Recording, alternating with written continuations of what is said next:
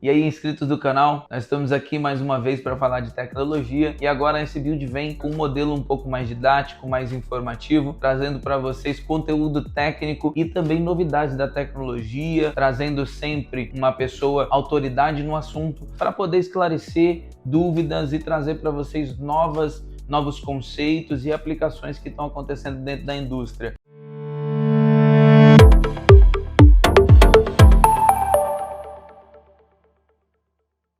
Hoje nós estamos aqui com o Gabriel e ele vai falar um pouco para a gente sobre alguns projetos que estamos desenvolvendo, as tecnologias embarcadas nisso e vai com certeza contribuir aí para o nosso conhecimento, não só de automação, mas de tecnologia no geral. Gabriel, se apresenta aí, fala com a gente o que está rolando aqui, o que você está montando, em que pé que nós estamos nesse projeto.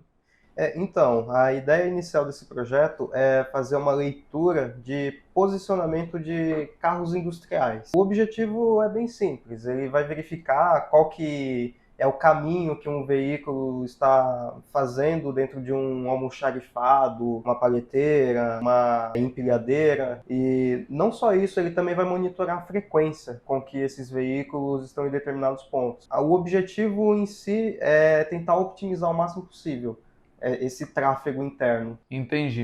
Esse projeto a gente já tinha apresentado ele em outros vídeos, né? Trouxemos um conceito aí baseado no Bluetooth, onde nós tínhamos algumas âncoras que posicionavam o carrinho. Então, de repente, conforme ele andava, eu sabia ali por aproximação, fazia ali um cálculo de triangulação e sabia onde é que ele estava. Era basicamente isso que nós tínhamos, né? Hoje, você está aplicando aqui, eu vejo que um novo protótipo, uma nova tecnologia. Explica para a gente o que é isso aqui. A diferença desse novo projeto em relação ao anterior é que, ao invés do Bluetooth, eu estou usando uma tecnologia nova, que é o Decawave. O Decawave, ele tem as mesmas características de radiofrequência que o Bluetooth, só que o objetivo dele é mais para leitura de distância. E através dele eu consigo fazer triangulação de posicionamento de uma forma bem precisa, uma coisa de 100 centímetros de precisão. É uma precisão muito legal para um carro industrial, né, que está ali transitando. Eu tenho isso, um fluxo de velocidade, o cara pode passar em tal velocidade que ele vai conseguir triangular ou tem uma limitação específica nisso? Em questão de velocidade, não. A limitação desse cara é justamente obstáculos. Ele não tem uma força de sinal tão alta quanto a do Bluetooth. E a leitura dele é direta, ou seja, se houver algum obstáculo no meio do caminho, ele vai se perder. Então, a minha ideia inicial é usar essas âncoras como um sinal de aproximação. Sim. Ele não vai pegar exatamente a coordenada X e Y do carro, mas sim verificar qual que é a âncora que está mais próxima dele. Ou seja, se ele entrou em um corredor e tiver uma âncora nesse corredor, ele vai detectar, opa, eu me aproximei de uma âncora tal. Se ele atingir um raio de ação, que isso tudo é pré-determinado pelo cliente, o rastreador vai mandar uma informação para um servidor MQTT, dizendo, opa, eu estou nesse corredor. E ele também diz se ele saiu desse corredor. Não seria uma geolocalização, ela trabalha ali com uma proximidade, então eu vou colocar essas âncoras posicionadas. De repente eu estou pensando num estoque. Então eu vou vir aqui no pé do porta-pallet, vou posicionar um que eu sei que é o caminho que o carro faz. Isso aí eu já consigo posicionar e ganhar ali um pouco mais de visibilidade, né? Uma vez que eu tenho problema com barreira, né? É mais ou menos isso. Então eu tenho interferência. E a interferência, ela é de qualquer coisa ou ela tem uma interferência específica, algum sinal magnético, ou simplesmente se eu colocar uma barreira de ferro ali, ela já vai perder referência? A obstrução é mais de sinal. Se houver, por exemplo, uma parede de concreto, ele tem bastante dificuldade de ultrapassar os poros do concreto. O chumbo também, ele tem uma parede de vidro, ele já tem muita dificuldade. O ideal é não haver obstáculos. Isso então, num ambiente onde eu tenho várias salas, já me daria uma necessidade de colocar âncoras a mais, né? Então eu vou ter que colocar âncoras em pontos específicos ali para poder resolver esse problema de barreira, né? Eu tenho nisso daqui, o que eu criei daqui? Por exemplo, eu sei que eu estou utilizando aqui uma placa de um circuito específico que já foi comprado de fábrica, mas tem alguma coisa que nós fizemos, tipo assim, beleza, tem essa placa, mas eu coloquei aqui no meu protoboard, fiz toda uma ligação sequencial que é específica para poder executar a minha tarefa. Então, o que tem aqui, que foi feito por nós da S-Build, é justamente mais na questão de software. É uma conexão inteligente entre o protocolo Decawave e o Wi-Fi ou Bluetooth. E, inclusive, uma das próximas ideias é colocar uma interface LoRaWAN, ou seja, ele lê o posicionamento da âncora. Opa, eu entrei em uma sala tal, ou em uma linha de produção tal. Ele vai mandar essa informação via LoRaWAN para um servidor MQTT. E através disso, você pode ter um software específico que vai fazer uma interface visual, um supervisório disso aí. Então, essa placa ela foi comprada e ela é inteira comercializada. Você encontra na internet, você encontra em alguma fornecedor específico, e nós trabalhamos com a parte de software. Então, toda a questão de utilização inteligente disso nós desenvolvemos, mas a placa em si, com as tecnologias já embarcada, ela é de mercado. Isso, é de mercado. O que nós fizemos é unir várias tecnologias. Por exemplo, o Display OLED junto com o microcontrolador ESP32, o Decawave. Tudo isso é um protótipo ainda, mas a ideia final é montar uma placa em circuito impresso, com todas Legal. essas tecnologias embarcadas. Esse é o procedimento nosso de montagem, né? Primeiro nós vamos para a prototipagem, e a prototipagem ela é feita aí numa protoboard. Próximo passo, a gente já está usando uma placa aqui, que é uma espécie de protoboard. Como é que chama essa placa? Essa aí é Fenolite.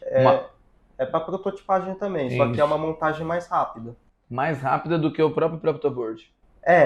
Eu diria que é permanente, é uma montagem permanente, não tem problema de interferências. Entendi. Então, passamos por essas etapas, primeiro a protoboard, fazendo aqui a ligação e teste de todos os componentes, depois passamos para a placa de fenolite, onde nós já temos aí uma fixação mais definitiva, né, para poder teste e validação. E depois disso a gente passa para nosso circuito impresso com todos os componentes necessários, se tornando realmente um produto S-Build aí de desenvolvimento. Esse daqui é um dos produtos que a gente desenvolveu, né, aí com seu auxílio e do mestre Wesley. E desses projetos que a gente desenvolveu, qual que você acha que foi o mais desafiador assim para vocês que desenvolveram? O mais desafiador foi o Gateway LoRaWAN, porque ele envolve muitas tecnologias ali, ele faz leitura de Modbus, leitura de LoRaWAN, e leitura de entradas e saídas, e tudo isso controlado por um único processador. E a parte mais difícil, além do hardware, foi o software. O software foi muito complicado. Muito complicado, né? Isso. Realmente nós vimos aí tudo que foi desenvolvido, todos os materiais que foram feitos aí para poder compor toda essa solução, né? Então nós iniciamos ali num protótipo de posicionador de válvula, isso foi crescendo, foi necessário fazer um módulo I/O, foi necessário fazer um gateway, tudo para que a gente conseguisse cumprir aí a demanda, né, que foi proposta. E nesse projeto em específico, o que foi mais desafiador em montar essa solução?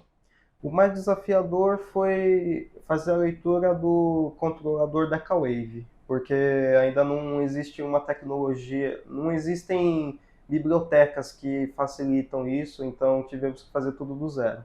Tudo do zero. Então você pega ali o programa cru, faz toda a programação utilizando os recursos que ele te mostra, mas não tem nenhuma descrição, não tem nenhuma base para que você possa se ancorar ali, né? Você meio que vai criando e utilizando o que eu tenho de recurso já nessa placa. Exatamente. O problema dessa tecnologia é que ela ainda não é muito visada no mercado e você não tem muitos estudos científicos, muitos projetos que já utilizam a mesma para você pegar como base. Aí o tempo de desenvolvimento é um pouco maior por causa disso. De onde vocês acharam essa tecnologia Decawave? Foi só por conta dessa necessidade? Porque eu vi que Essa já é a segunda ou terceira versão desse projeto, né? E eu vi que essa daí foi uma solução que foi encontrada no meio do caminho, foi desenvolvida até a gente chegar até agora. O que que você teve como base para chegar nessa tecnologia? Então, a tecnologia foi uma ideia do nosso superior, o Wesley, mas eu andei dando uma estudada junto com ele e realmente é a proposta mais eficaz para esse tipo de problema. Legal, legal. Decawave, você já viu isso aplicado em algum outro tipo de solução industrial ou não industrial?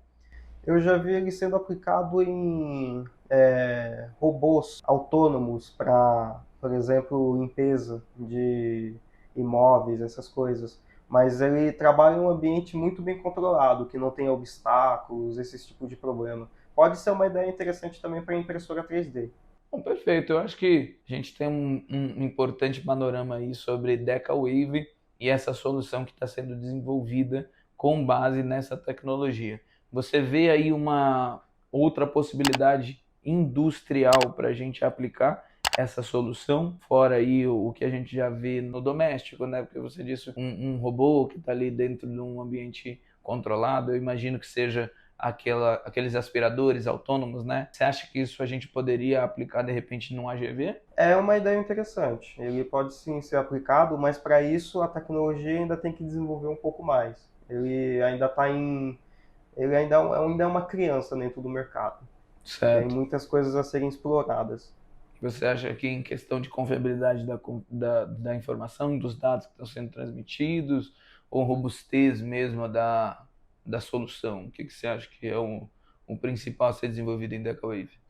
O principal é a robustez, porque os dados são bem confiáveis. Nós fizemos validação com o uso de trenas e régua e a precisão é incrível. Agora, a questão de robustez é mais de software mesmo, criar um software seguro para o uso e que não dê informações falsas. Por exemplo, uma leitura incorreta de uma posição. Isso aí é mais desafio interno mesmo. Uma vez que nós temos a confiabilidade aí da informação, então se ele está ali medindo, ele está dando os dados fiéis, é questão de você estressar aquilo ao máximo a ponto de você ter a validação técnica do que aquilo é confiável, né? Então, eu acredito que sejam horas de testes aí necessárias para que você tenha aí uma amostragem aí estatística de funcionamento disso, né? Eu acho que é até mais amostragem do que qualidade, né? Então, a qualidade a gente já garantiu, agora é ter aí os dados estatísticos para a gente poder falar uma expectativa, né, de confiabilidade naquilo. Sim, sim. O ideal é inclusive testar em campo, porque dentro de um chão de fábrica você tem várias interferências, vários ruídos, Uhum. e ver o máximo qual que é a capacidade desse sistema. Legal. E você consegue imaginar aí a gente desbravando novos projetos nesse conteúdo, utilizando essa tecnologia? Você consegue pensar aí numa possibilidade de projetos futuros trazendo essa tecnologia Decawave? Fazer uma leitura de posição. É justamente o que está faltando nesse projeto, que é essa leitura através de triangulação de vários sensores. O maior desafio nisso aí é fazer uma interface que seja amigável ao usuário final, Uhum. porque você vai posicionar várias âncoras, mas isso aí tem uma lógica por trás disso aí, e o ideal é que seja da forma mais didática, mais Sim, fácil possível, que não exija que o usuário final tenha conhecimento de geometria, alguma coisa mais complicada. Seja sim. só posicionar e pronto, um plug and play da vida. Hoje, se eu for posicionar isso num chão de fábrica, eu vou precisar, além de colocar em pontos estratégicos, identificar para o sistema aonde isso está instalado, correto? Sim, você pode definir que a âncora. Você pode dar um nome para a âncora. O nome da âncora pode ser a sala onde ela está operando. Se você define, por exemplo, que uma âncora é chamada de linha de produção A ou almoxarifado B, aí essa informação vai ser levada junto com a distância. para o servidor MQTT. Ah, o rastreador entrou na sala almoxarifado B, na distância tal. Ou ele saiu do almoxarifado B. E aí, através disso, se você montar um histórico, você consegue analisar qual foi o caminho feito por esse veículo. É um dedo duro, né? É um dedo duro. Vai falar se o carro fez a rota certa ou não fez a rota certa. Bom, eu agradeço aí a sua disposição para nos explicar e nos ensinar aí a respeito dessa nova tecnologia. Até uma próxima. Ficamos por aqui. E já convido vocês aí para estar aí acompanhando as nossas redes sociais e vamos também a cada dia mais aprofundando aí em tecnologias, em novas soluções industriais. Acompanhe nossas redes sociais que você vai ter sempre aí novos conteúdos para seu enriquecimento tecnológico.